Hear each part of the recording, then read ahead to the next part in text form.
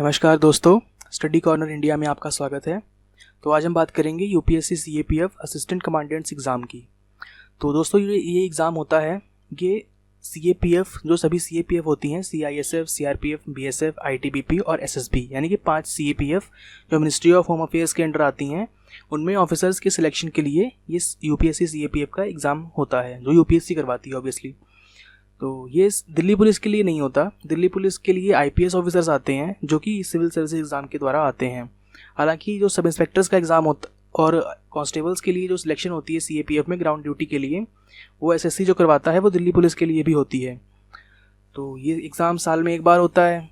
और जो assistant commandant के बारे में आप जानते ही हैं कि ये एक डीएसपी और एसीपी के इक्विवेलेंट रैंक होता है।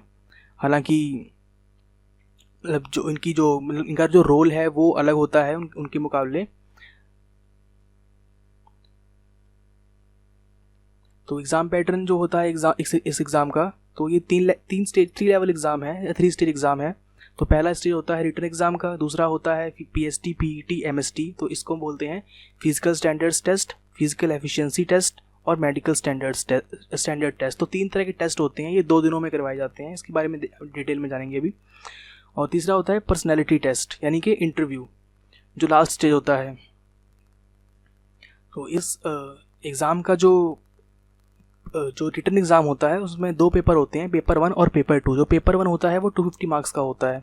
तो इसका सिलेबस लगभग यूपीएससी का जो सिविल सर्विस एग्ज़ाम होता है उसके प्रीलिम्स के जैसा ही सिलेबस उसका होता है। तो इसमें जनरल साइंस भी होती है, mental ability, aptitude, polity, economy, geography, history, current affairs, ये सारी चीज़ें इसमें पूछी जाती हैं। दूसरा पेपर होता है, इसमें 200 मार्क्स का होता है वो। तो उसमें ऐसे पूछे जाते हैं, मतलब टोटल 5 और 6 ऐसे होते हैं, उसमें से हमें 4 करने होते हैं। और कॉम्प्रिहेंशन, रीडिंग कॉम्प्रिहेंशन होती है, एक पैराग्राफ रहेगा, फिर उसको देख के आपको क्वेश्चन सॉल्व करने होंगे। रिपोर्ट राइटिंग होती है, प्रेसी राइटिंग होती है, और ग्रामर का पोर्शन होता है, जो कि जनरल सी ग्रामर होती है, कोई ज़्यादा मुश्किल भी नहीं होती है, ज़्यादा आसान भी नहीं होती है, मॉडरेट से क्वेश्चंस रहते हैं। अब इस एग्ज़ाम की एलिजिबिलिटी के बारे में जानें तो ये दोनों के लिए होता है, मैन और वुमेन दोनों के लिए एग्ज़ाम होता है। ये एज लिमिट 20 से 25 साल तक होती है। जो गवर्नमेंट एम्प्लॉइज़ होते हैं या एक्स सर्विसमैन होते हैं उनके लिए रिलैक्सेशन होता है। एक्स सर्विसमैन के लिए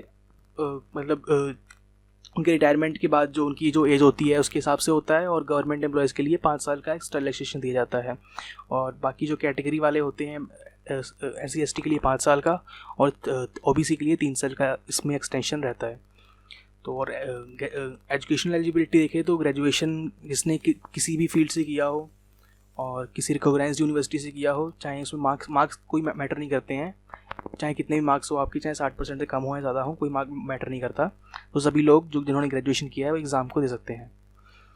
तो फिजिकल स्टैंडर्ड्स की बात करें तो मैन के लिए हाइट 165, वुमेन के लिए 157, वेट मैन के लिए 50 kg से ऊपर ही होना चाहिए और वुमेन के लिए 46 के ऊपर होना चाहिए।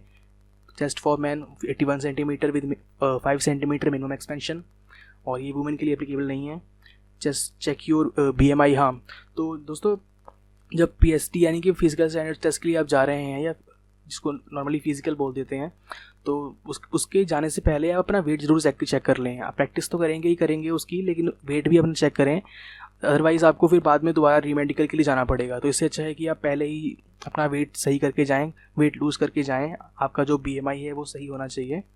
एक 1 और मतलब 1 या 2 किलो का ज़्यादा कोई फ़र्क नहीं पड़ेगा। अगर ज़्यादा फ़र्क होगा तो फिर वो ज़रूर आपको रीमेडिकल के लिए दोबारा बुलाएंगे कि आप वेट लूज़ करके दोबारा आएँ। तो उसमें टाइम वेस्ट भी होता है, बाकी आप एग्ज़ाम देने वाले होते हैं, तो फिर उसमें आपका टाइम मैनेजमेंट थोड़ा ख़राब हो जाता है। तो सैलरी के बारे में जानें तो बेसिक सैलरी इसकी है 56,100, यानी कि किसी ग्रुप ऑफिसर के बराबर इसकी बेसिक सैलरी होती है।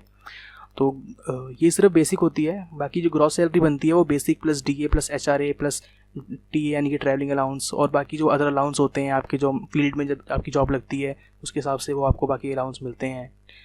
तो वो सारे ऐड करके सैलरी इसकी बनती है। तो ट्रेनिंग के अराउंड आपको 65,000 मिल जाते हैं।